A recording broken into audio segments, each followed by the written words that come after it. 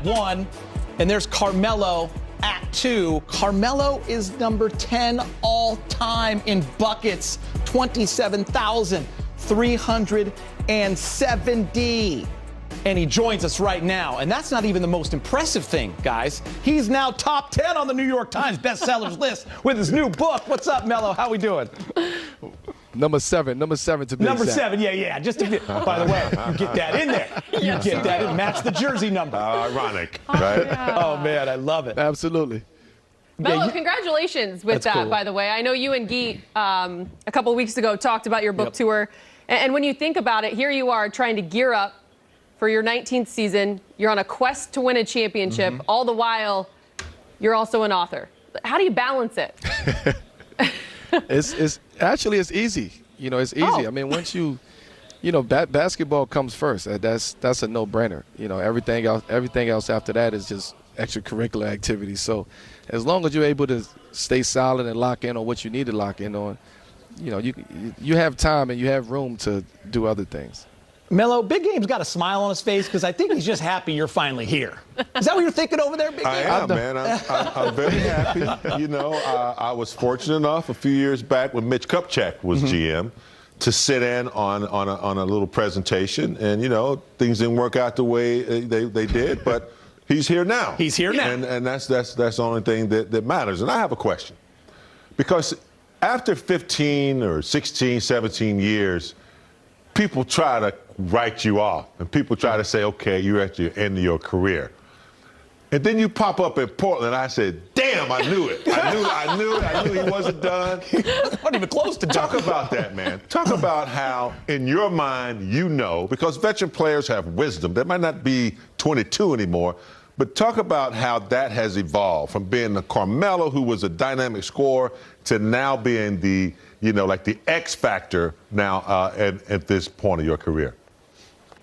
Yeah, well, I mean, we all understand the game, right? We all students of the game. So, you know, if you do the history of the game, nobody never stayed the same, right? There's going to always be adjustments that you have to make. You're going to always have to adapt to certain situations and certain roles because of, you know, a big part of that is that narrative of as you get older, you lose something. And for me, I've always, it never was a basketball thing with me.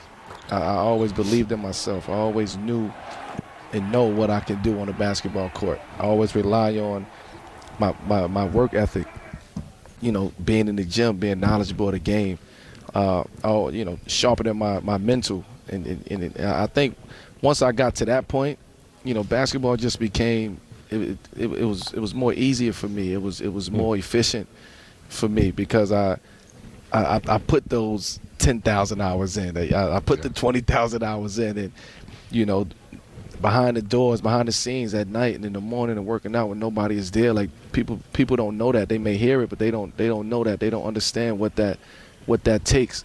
And for me to be taken away from the game for that year and some change, that really gave me, it rejuvenated me. It gave me a newfound passion about the game from a whole different perspective. And I think what you're experiencing now and what you have experienced when I was in Portland is that passion. Amen. Yeah, well said, well said. Spreading the floor in today's NBA, especially with the roster around you, is key. Career best from 3 at 42%. How much work, Melo, and I'm glad you brought up that word before, efficiency. How much work do you put into that part of your game? Because every single year you've gotten more and more efficient from there. Well, you have to. Listen, the game is getting younger, so you have to still fine tune those skills, and then those knives in the drawer, man, you gotta keep them sharp. And for me, I've always tried to figure out how to stay sharp and how to stay ahead of the game, how to stay ahead of my competition, how to be smarter, how to utilize things differently. Like you said earlier, man, I'm not 22 no more, so I got to go about things a little bit differently. I got to think things through more so now than I had to when I was 22, when I could just go and play off of pure skill, talent, and just being green and just being raw. So, the times have changed, man. But I'm blessed, man. I'm 19 years in this NBA, man. Yeah. This is the NBA's 75th birthday coming up. So, and for me to say that I've almost spent 19, 20 years of that. I'm blessed, man. That's the only thing I can say.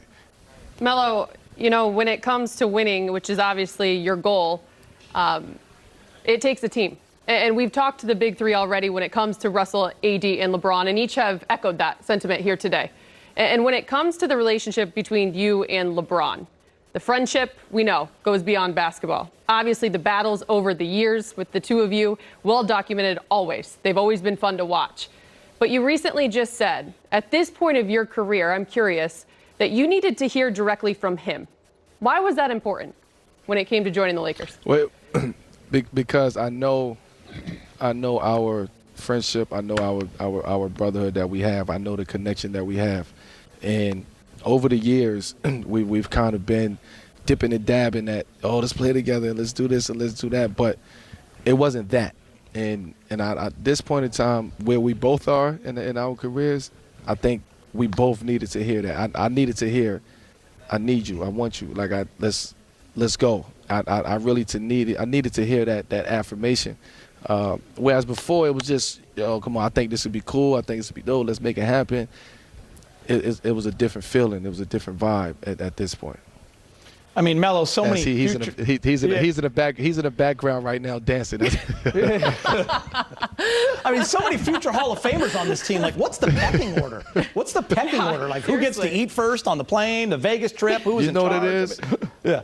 I'm the oldest, man, by a couple months. So yeah, that's the pecking order right there. But it's a level of respect that we all have for each other, and I think that's the most important thing. We respect each other as not just as basketball players, but as men. And when you have that, you're able to communicate better. You're able to hold each other accountable, more.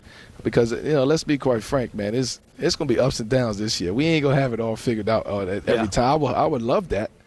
But this is a long journey, and I want to go through all the leaps and hoops and loops and valleys and hills and mountains that we're going to go through. I want to experience that because I know at the end of the day, if we do what we got to do, it's going to make that journey, that much better. Great stuff from Carmelo Anthony, man. We appreciate you, and from a guy that has an Italian mother, 100%. I loved your Italian meal reference that he had, analogy the other day. I appreciate Doesn't matter who's cooking in the kitchen and how old they are, as long as the food tastes great. That's all that matters. That's all that matters. Oh, man, I great, appreciate that. and a good cigar. Great grandmother, my grandmother. Cigars on the way. Cigars on the way. I like cigars on the way. Yes, sir. All right, we appreciate you, Melo. Thanks so much, man. Welcome. Thanks so much. Absolutely. Thank you, man. Thank you. All right.